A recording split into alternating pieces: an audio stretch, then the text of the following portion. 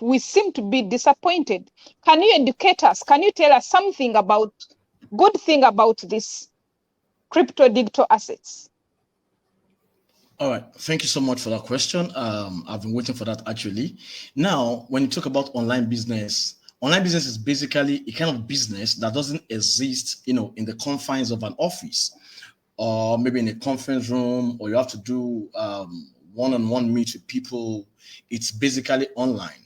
And of course, when it comes online, when it's online, doesn't mean that the companies should not be physically available. Of course, the company must have physical representation, wherever they are based, across the world. They should be physically available. Of course, all you just need to know is to understand which company is this, what do they offer, or what have they got to offer. These are the questions you just need to ask yourself. And when it comes to Forex is basically a foreign exchange. It has no two meanings. Foreign exchange. And foreign exchange means that when you are in the UAE, for example, you want to send back your what's this currency now? What do you spend in Uganda? Sorry, your currency in Uganda? Shillings.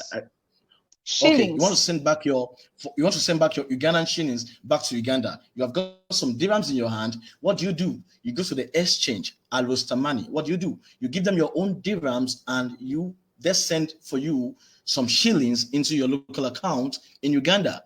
Vice versa for Nigerians, vice versa for Ghanaians, vice versa for German, whoever it is, because we all are involved in foreign exchange at one time or the other. But at that level that you go to give your money to these partners, for them to send your money for your transact for you, you are doing it locally. And some people do theirs internationally, and they make some bucks, a lot of money doing that. For example, dollar is the most traded, foreign currency. It's traded against other peers. It's traded against the Japanese yen, against the Australian dollar, against the Canadian dollars. It's traded also against what currencies these the euro and the pounds. So basically, when you exchange this money, you see that there's actually a charge on it at all times. There's a value that you pay them, and there's a value that you get. Most time when you're exchanging, you get a lesser value. Do you observe that when again you want to go and get back your dirhams with your shillings, your shillings becomes lower again, and you get you pay more shillings again, and you get less dirhams. So whenever you exchange either dirhams for naira to shillings, you lose some money. And whenever you have gone back to change your dirhams back into the shillings, you still lose some money. Who is getting that money? The exchange. Do you know what happens? On daily basis, they gain a lot of money. So foreign exchange, that is Forex, happens amongst central banks, commercial banks, and big institutions and brokers. They make tons or millions of dollars on daily basis, as they trade. By the way, the Forex market itself is about a 6.6 trillion market per day. About 6.6 trillion, of dollars enters into the Forex market in and out per day. So that should tell you that there's a huge lot of opportunity around the Forex. And when it comes to crypto are digital assets. These are assets, that you actually purchase, but then they are not controlled by any bank. It's actually decentralized. Of course, the Bitcoin, the Ethereum. Let me just stay on that too, because most people know the Bitcoin and the Ethereum.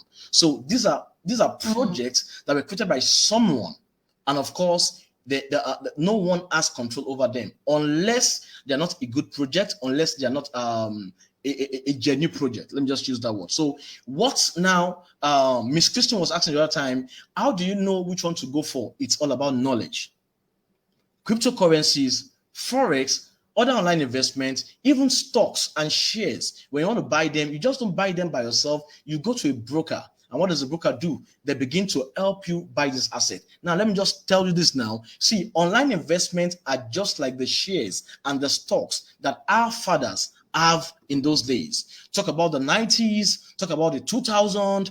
These are the main things that are, I mean not even 90s now, 70s, 80s. You know what your parents actually invested in. Some of them bought shares in Coca-Cola, and that shares made them millions, millions. I mean in their own local currency. Some of them, was able to build properties because they actually bought the shares of a particular company. So that is what we do basically online. You buy into a project and you wait over time and you get compensated by that particular project. So that is basically what it means when you talk about Forex, when you talk about crypto. So what am I saying here? All you need to do, all you need to know is knowledge.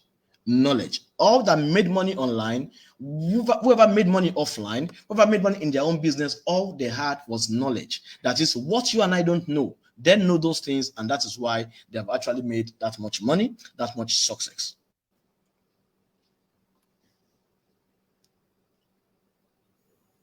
So, sir, thank you very much. All we need is about knowledge. So, can you take us through the simplest ways, at least for this time? Let Immaculate Show viewers know exactly where should they start from and where should they end, because most of us we are learning ourselves, and when we learn ourselves we don't get exactly what we hold on. We don't hold on anything. Can you go ahead and give us at least a summary of what we should mind about? Where should we invest? Which platforms do you recommend? Okay, all right. Now I'm not basically going to recommend any platform here.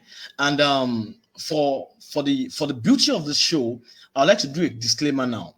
Now, when it comes to online investment, I'm not a financial advisor, I'm not a financial analyst. Whatever I tell you or whatever I teach here on this show or whatever Immaculate is teaching you is just based on our own knowledge. What she has studied, what has been working for her. Now, let me just put this disclaimer as well. You might do it and it might not work for you. Doesn't mean that it doesn't work. You might do it and make mistake. Doesn't mean that it doesn't actually work. So what I'm saying here is that this is not a financial advice. This is not asking you to do and to go and do what you are not able to do. The first thing for you to do is to study. And of course, when you join an investment platform, it doesn't mean that. See, now this is where some people have the challenge. Now some people invest in a platform and they're asking you, oh, it's a scam, it's going to close tomorrow. It's not going to close tomorrow. Now, personally, when I'm doing my investment, I'm going to teach you how I peruse and how I do my scrutinization. Now, it doesn't mean that the investment platform is going to last forever. It doesn't mean that those people who came early are the only ones that are going to benefit. It doesn't mean that you are not going to benefit when you came on board. All needs your knowledge. All right. So back to the question, what do you do? What platforms can you study, on how to invest? Now, everyone has got the Google. Everyone has got the Facebook. Everyone has got what? You have also got the Twitter. You have also got your YouTube. Beautiful. YouTube is another amazing tool for you to take some studies on anything you want to do. Now, let me ask you this question. You want to drink coffee. You don't know how to make coffee now. You want to drink coffee and want to make a nice coffee. You can go to YouTube now and get a coffee made for yourself right away. There's some things I don't know how to do. I go to YouTube and I try to do them, just immediately. All right. So let me just skip on that now. So when you have been shown a platform, let me come to the layman's language now. I mean, the layman's level now. And I'm going to do it this way. Now, you have got some about a particular product. Okay, let me just go. I think this is going to help us properly. You are a lady. Ladies care about their skin a lot. They don't want to joke with their skin. And someone has come to meet you about a particular product that works for your skin. Now, are you going to tell the person first that this product is a fake product? It doesn't work. It's going to give you scars. It's going to give you burns. Would that be your first comment? No. I feel you should ask this person, what is special about this product? How does this product work? Is it registered genuinely under the authorities of UAE, of authorities of Uganda, authorities of Cameroon? How is it being registered? Then you now go step ahead to begin to check this product. There is something that is called label. You now begin to check the content of this product. What ingredients are in there? If you are someone that likes to do research, you can search on the internet. This particular ingredient, what does it do? Will it help my skin? Is it for light skinned people? Is it for dark skinned people? So you don't want to say that, oh, what? Oh, sister, because you used a bad one last week. Oh, it's going to spoil my skin. I don't like it. Just take it away. That is what we do to online businesses. But I tell you, there are better ways to study these platforms. You go in and take a study on YouTube, again on Facebook, on Twitter, and again on Google. Now, there's a clause to all this. When you want to find any information in life, there are two answers you will get. You're going to get the bad information, you're going to get the right information. It's now, for you to now know the right information, it now depends on your own in-depth of study. Let me also put this disclaimer that you now find out the right information doesn't mean that that platform is going to